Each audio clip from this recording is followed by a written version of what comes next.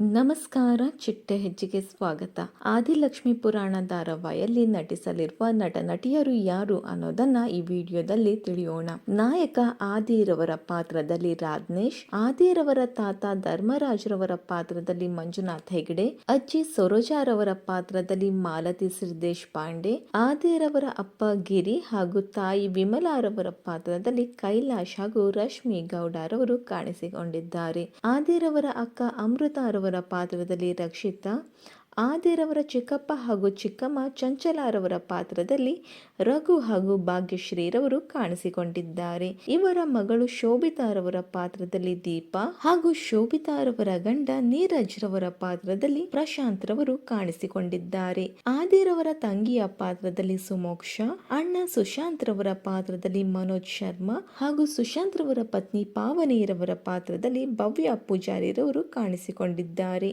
ಆದಿರವರ girl friend ಪಾತ್ರದಲ್ಲಿ ಮೋನಿಕಾ ವಸಿಷ್ಠರ್ ಅವರು ಕಾಣಿಸಿಕೊಂಡಿದ್ದಾರೆ. ಇನ್ನು ಆದಿರವರಿಗೆ ನಾಯಕಿಯಾಗಿ ಈ ಧಾರಾವಾಹಿಯಲ್ಲಿ ಲಕ್ಷ್ಮೀರವರ ಪಾತ್ರದಲ್ಲಿ ಆಶಾರವರು ಕಾಣಿಸಿಕೊಂಡಿದ್ದಾರೆ. ಆಶಾರವರ ತಂಗಿರವರ ಪಾತ್ರದಲ್ಲಿ ಗ್ರೀಷ್ಮಾ, ಅಣ್ಣ ಸಂಜೀವರವರ ಪಾತ್ರದಲ್ಲಿ ಅಶೋಕ್ ರವರು ಕಾಣಿಸಿಕೊಂಡಿದ್ದಾರೆ.